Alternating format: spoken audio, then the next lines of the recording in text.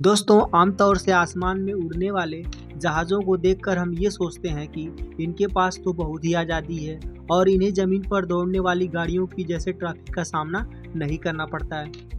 ये चाहे जहाँ भी उड़ सकते हैं, लेकिन ये बात बिल्कुल गलत है दोस्तों। और आपको यह जानकर हैरानी होगी कि ज़मीन से ज़्यादा ट्रैफिक और रूल्स की दिक्कत आसमान में उड़ने वाले इन प्लेनों की होती है। इस वीडियो में हम आपको बताएंगे कि प्लेन के रास्ते दिखाने वाले एयर ट्रैफिक कंट्रोलर के बारे में और दुनिया भर में ये जहाज़ें इधर से उधर आसानी से पहुंच जाती हैं कैसे। पहले ये जान लीजिए कि हवाई जहाज़ का अपना एक फिक्स रास्ता होता है जिसकी वजह से वह उड़ान भरते हैं। इन रास्तों को बताने के लिए रेडियो रडार को उपयोग में लाया जाता है। इसके अलावा एयर ट्रैफिक कंट्रोलर यानी ATC होते हैं जो पायलट को बताते हैं कि कितनी ऊंचाई पर उन्हें हवाई जहाज को उड़ाना है। इससे यह समझ सकते हैं कि एरोप्लेन का एक फिक्स रास्ता होता है जो ATC के कंट्रोल में रहता है और उसकी सभी बातों को पायलट को फॉलो करना ज़रूरी होता है। पर आपको ये बता दें कि शुरुआत में ऐसा नहीं होता था।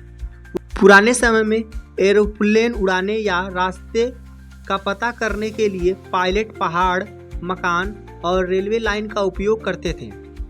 जब बाद में कुछ मिसअंडरस्टैंडिंग के कारण कुछ दुर्घटनाएं हो गईं, तो इसमें कुछ बदलाव किए गए। इस आइडियाज़ की जगह अब जगह जगह ज़मीन पर तीरों के निशान को बनाया गया, जिसको देखकर पायलट रास्ता जान सके।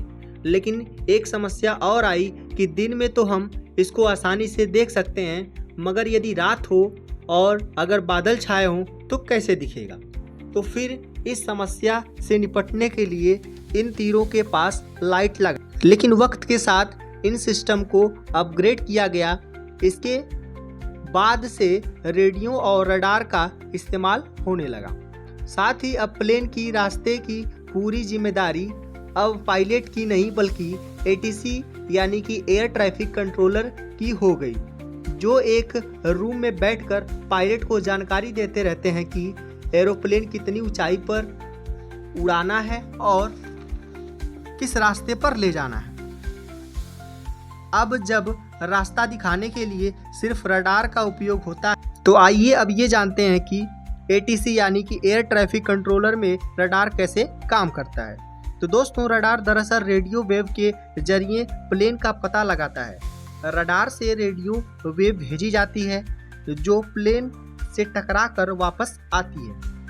वेव के आने जाने में जितना समय लगता है उसको कैलकुलेट करके उस प्लेन के बारे में पता लगाया जाता है। रडार में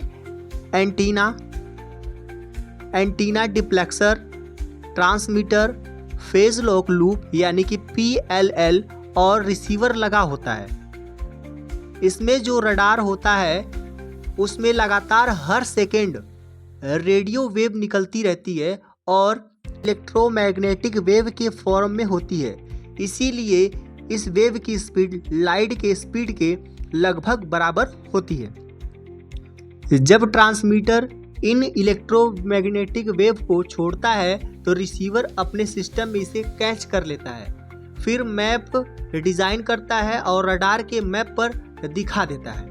अब इस इंफॉर्मेशन से हमें यह भी पता चल सकता है कि कौन सा विमान कहाँ है, कितने गति से चल रहा है और कब तक धरती पर पहुँचेगा। रडार की रेंज काफ़ी ज़्यादा होती है, जिससे ये हज़ारों मील दूर से हवाई जहाज़ की लोकेशन डायरेक्शन का पता लगा सकते हैं। तो दोस्तों, इस वीडियो हम जाने कि जहाज़ का जो रास्ता है वो कैसे देखा जाता है। तो मिलते हैं अगले वीडियो में, तब तक के लिए जय हिंद।